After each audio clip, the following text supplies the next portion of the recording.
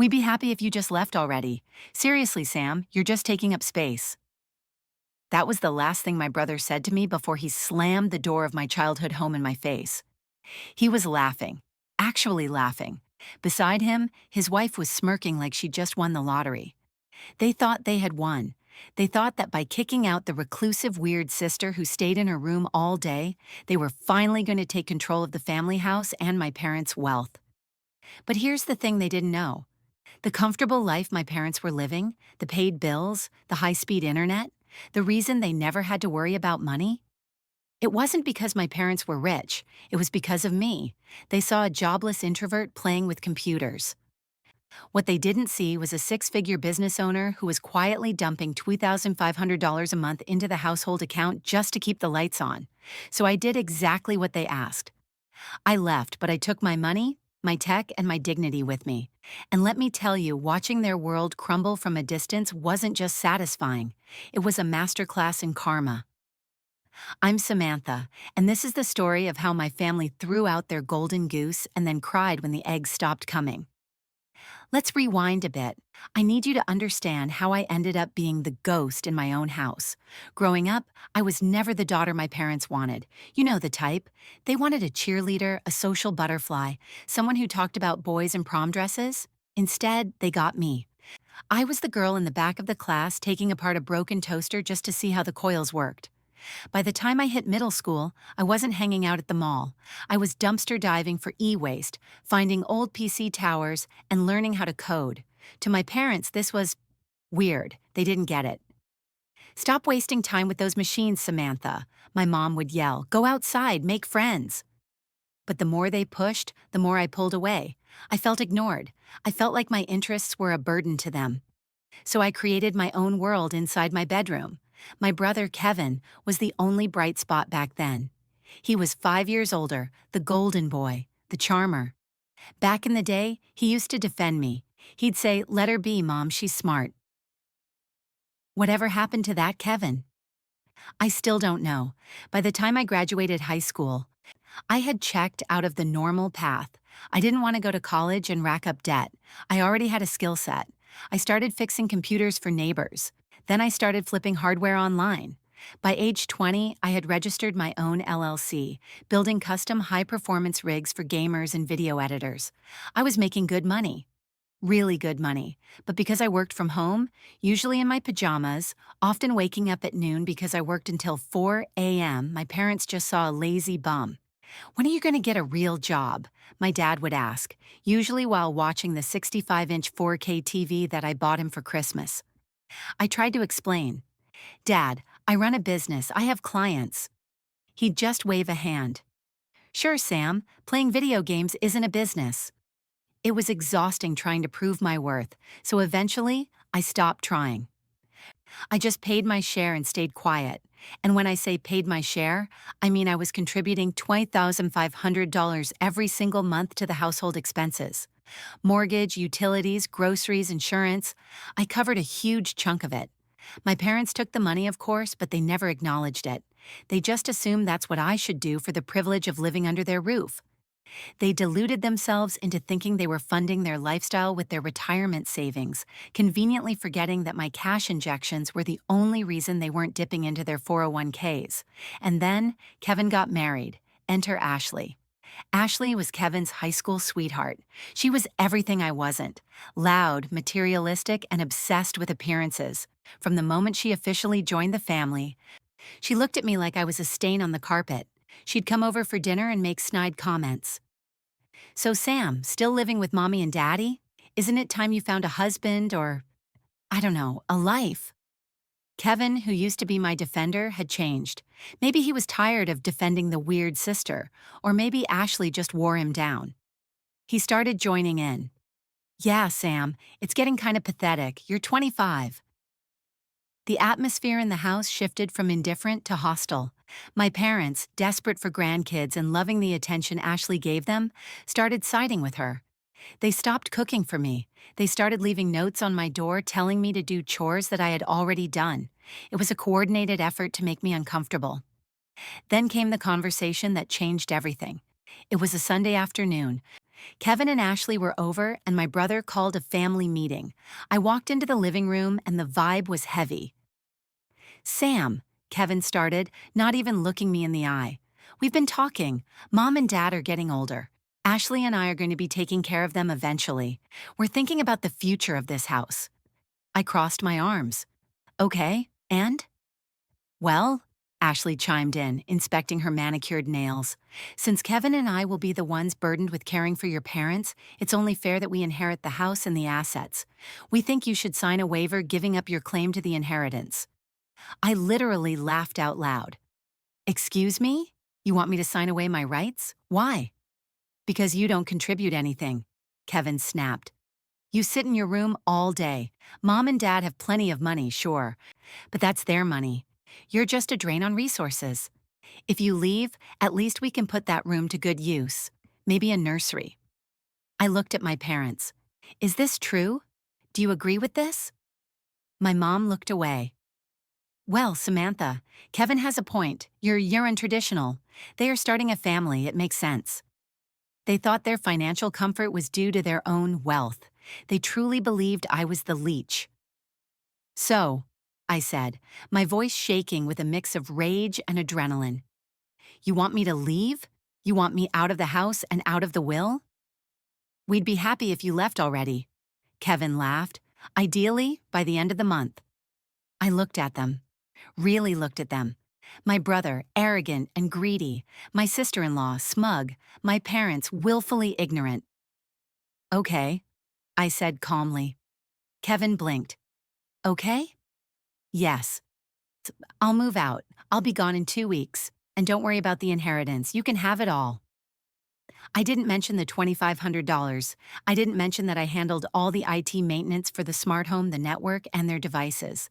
I didn't mention that I was the one balancing the budget. If they wanted me gone, they would get their wish, and they would get everything that came with it. For the next 2 weeks, I was a ghost, but a busy ghost. I found a stunning apartment in the city. High ceilings, exposed brick, fiber optic internet. It was a dream, and honestly, I could afford it easily. Without the parent tax of $2,500 a month, I was actually saving money by moving into a luxury place. Back at the house, I packed my things, but I also started decommissioning my services. See, over the years, I had turned my parents' house into a smart home. Automated lights, smart thermostats, a high-end mesh Wi-Fi system, a media server with thousands of movies. I managed all of it. The day before I left, I did a factory reset on everything. I took my high-end router and replaced it with the crappy default one the ISP provides. I logged out of all the streaming services, which were on my credit card. I removed the custom ad blockers I had installed on their computers. I took the server. I wasn't breaking anything. I was simply taking what was mine and returning their electronics to their original factory settings. If they were so rich and smart, surely they could figure out how to configure a router, right? I left a note on the kitchen counter. Dear Mom, Dad, and Kevin, you always said I was a burden. You said I did nothing. So I'm taking my nothing with me. Enjoy the silence. And Kevin? Good luck with the bills. Sam. I loaded up the moving truck, drove away, and for the first time in years, I breathed fresh air. Setting up my new place was bliss. I decorated it my way. Modern, sleek, lots of plants. The neighbors were nice. No one yelled at me. No one judged me. I realized I should have done this years ago, but I knew the peace wouldn't last long.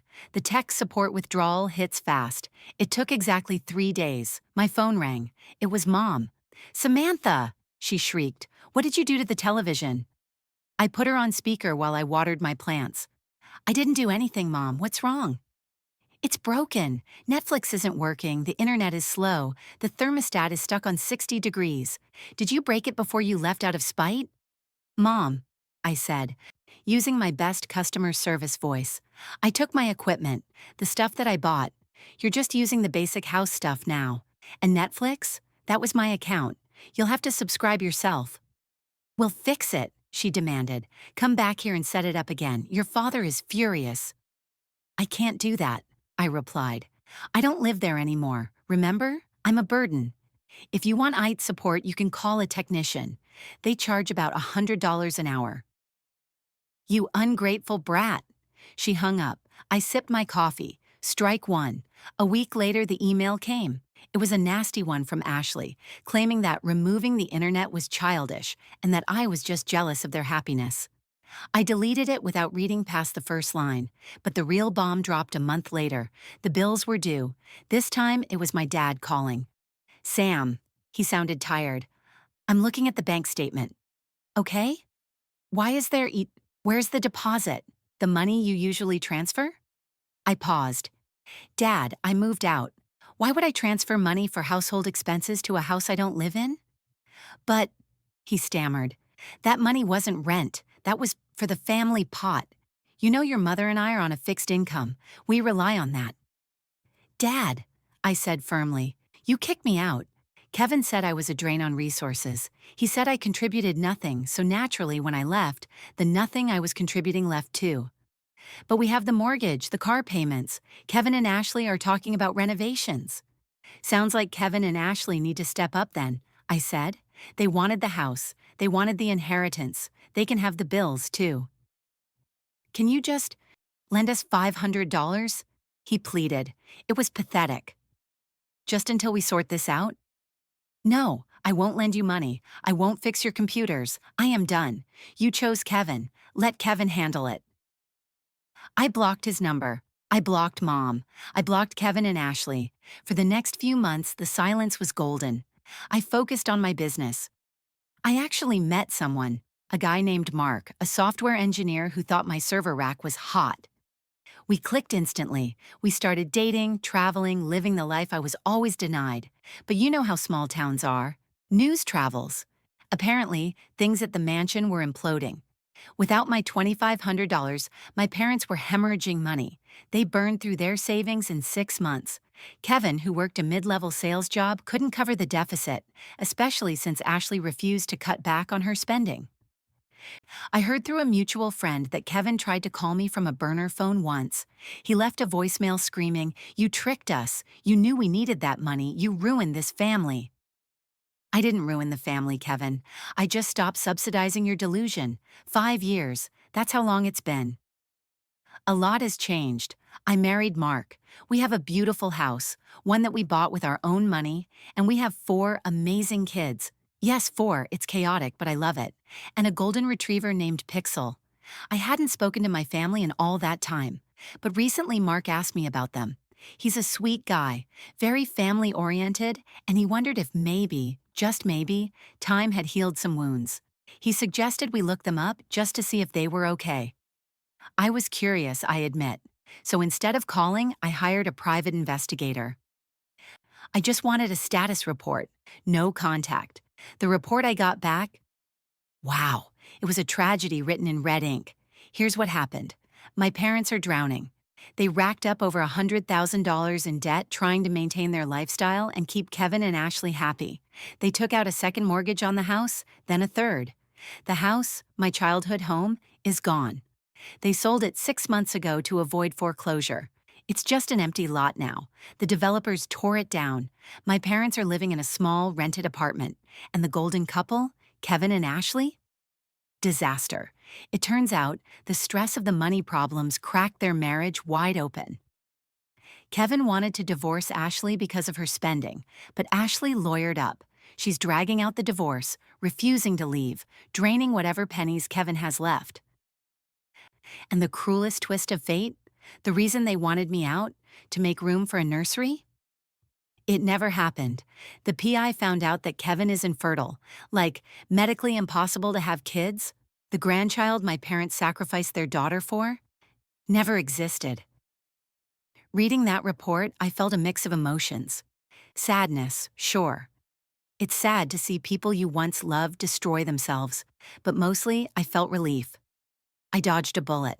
If I had stayed, if I had kept paying their bills, I would be trapped in that toxicity forever. They would have bled me dry. I went to the city clerk's office the next day and filed paperwork to seal my address and personal information. I made sure there is no paper trail leading from them to me. I told Mark everything. He held my hand and said, "You did the right thing. You saved yourself." And he's right. I look at my life now, my supportive husband, my loud, happy children, my business. I built this. Me. The weird girl with the machines. My family wanted me to leave so they could be happy. Well, I left, and I found more happiness than they will ever know. As for them, I hope they enjoy the silence. So that's my story. It took me a long time to realize that you don't owe your family anything just because you share DNA. Respect and support go both ways. If you're the one always giving and they're the ones always taking, maybe it's time to check the connection and, hit that reset button. What do you guys think? Was I too harsh for cutting them off completely when they asked for money? Or did they get exactly what they deserved? Let me know in the comments below. I read all of them. If you enjoyed this story, please hit that like button. It really helps the channel. And if you want to hear more stories about karma coming back to bite entitled people, make sure to subscribe and turn on notifications. Thanks for listening, and remember, sometimes the best revenge is just living a really, really good life. See you in the next one.